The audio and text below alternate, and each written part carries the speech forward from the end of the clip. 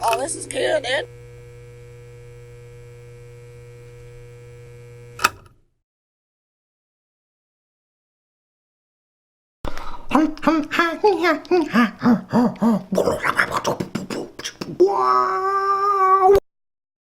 What up?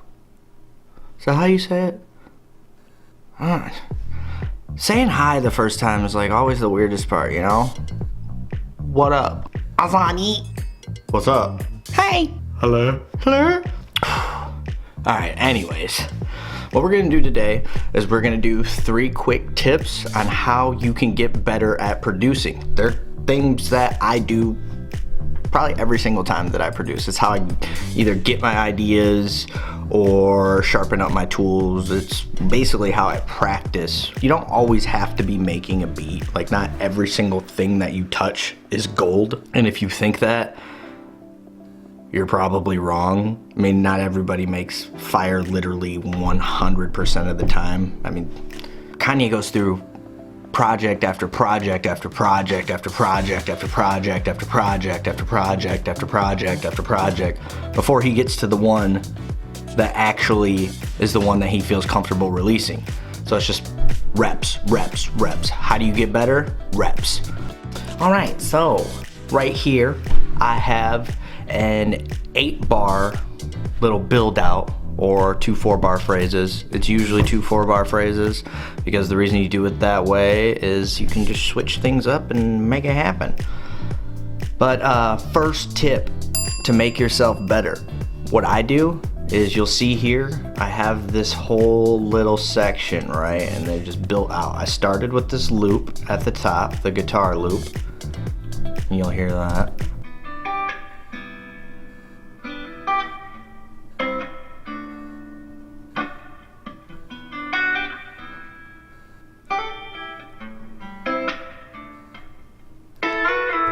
So I usually take a melody that I can find, or one that I've made in the past, and I'll bring it back through. And then that's the first tip. Just start building it out. Build it the out. Build it as deep as you can go until you can't go anymore. What that does is that allows you to force yourself to create. You force yourself to make new ideas. So I started with the guitar loop, and then right below it you'll see the kick. What the kick is, this is all just stock sounds too for the most part. Grabbed a drum set, you know, you pop in the drum set and you pop it open. If you don't have a keyboard that you're using, you actually just want to use your actual MacBook or your iMac computer, you can do the Rust method, which is just Command K, and it pops up your little doohickey down here, and then you can just type it out, which is in a pinch. I've done that on flights and stuff. If I got an idea, I'll just pull it out, and it's good sensitivity.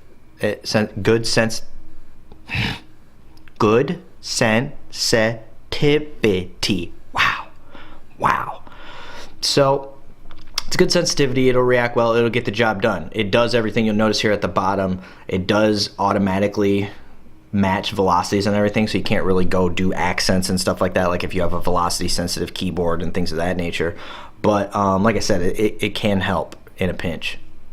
Or if you don't have it, you know, if you don't have a keyboard yet, right there, there's no excuse. You can still get it done. It's gonna be harder, but you can still get it done.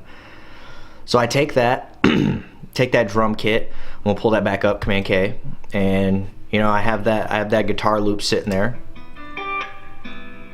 So then you kind of just start working out like what you want to do as far as the drums and stuff, and you just start adding them through. So the first thing that comes through is the kick.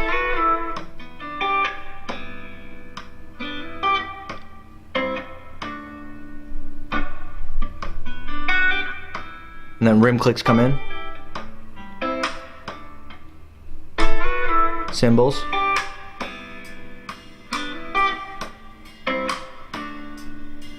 And then you start building it out. You start building it out. You see how it's like bit by bit, you're adding more and more and more to it, okay?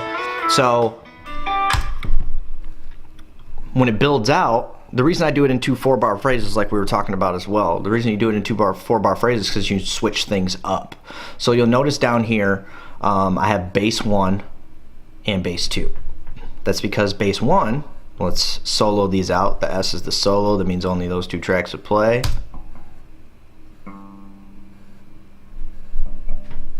It's to give it multiple vibes, you know. So it goes through the first one, but since I have them barred out, then whoop.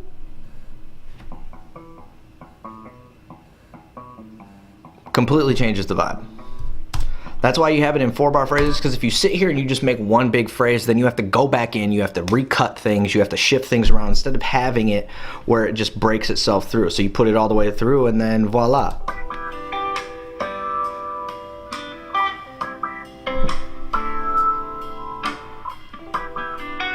You know, nothing crazy. You know, it's not something that you're going to keep forever, which brings me to tip number 2. Say, for instance, let's go back into this. That's what I did with this guitar loop. Let's go back into this E piano. Let's solo that out real quick. I like how that sounds, okay?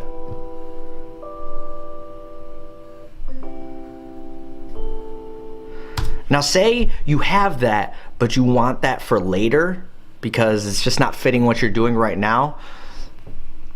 What you'll do, take that bad boy down, leave it down off to that 4-bar loop, right?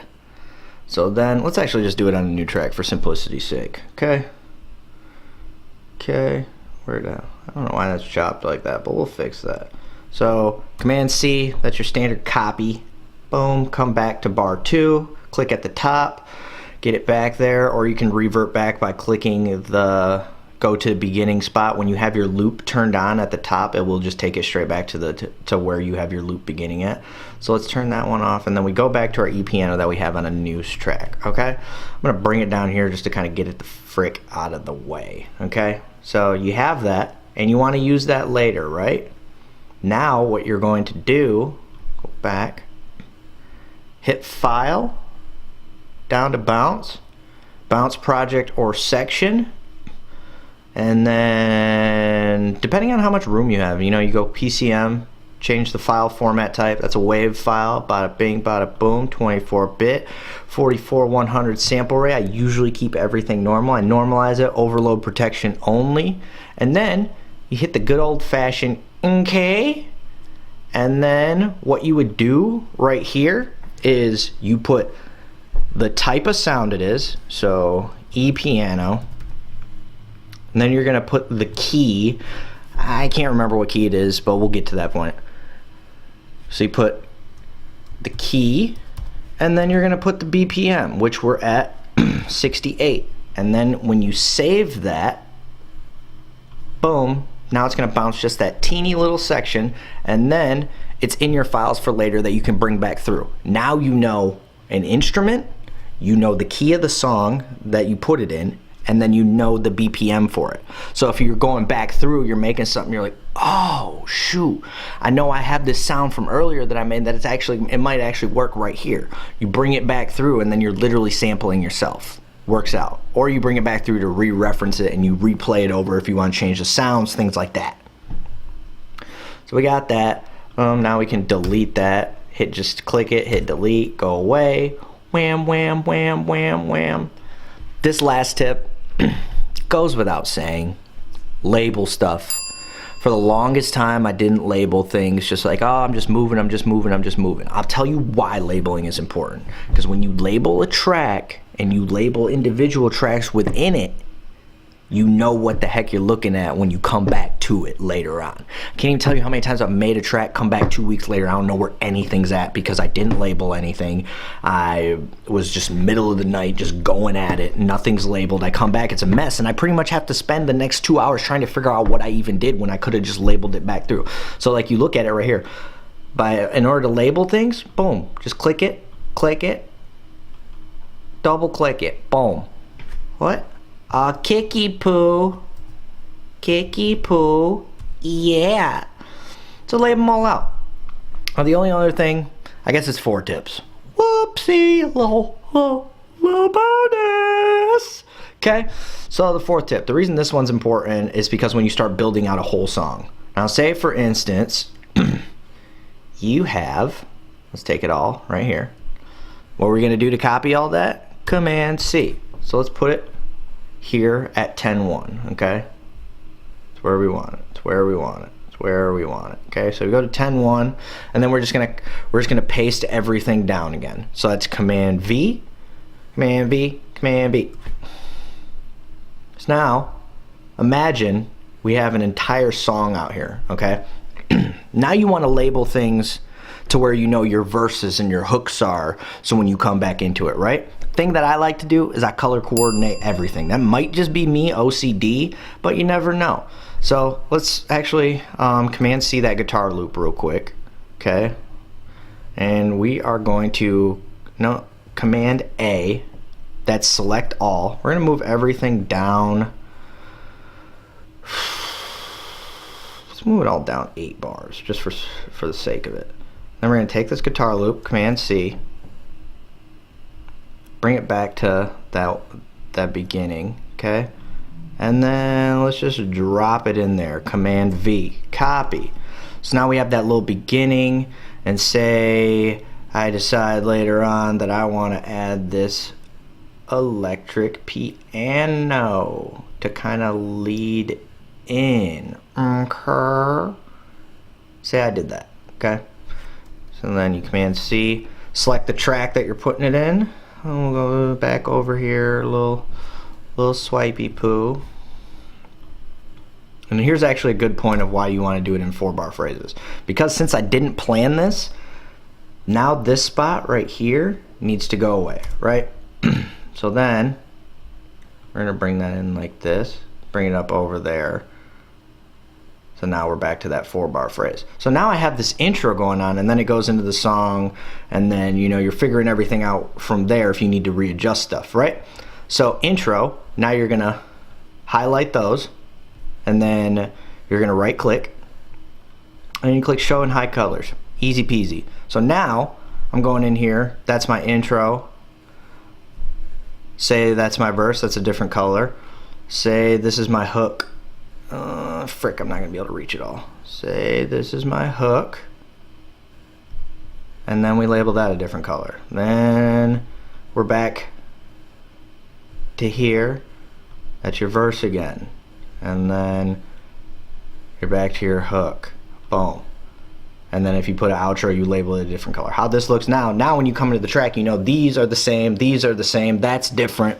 You know where everything's at. So yeah, that's that. That was discombobulated, but not as bad as the first time, I think. They're gonna get better, I guess. They might, who knows? We will see. Click the linkies, you know, check out the goodbye track. I have a surprise, I'll tell you about that probably next week on the podcast. There's that. You got the teaser over here. Yo, that, Jeremy went in. New pod right here. And go ahead and buy some merchy poo right there. Yeah. It's Kitty. I'm out.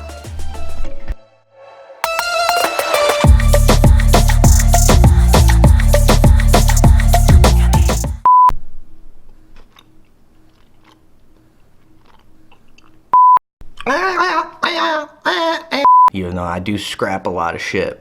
Gummy bears are so good. So good. So good.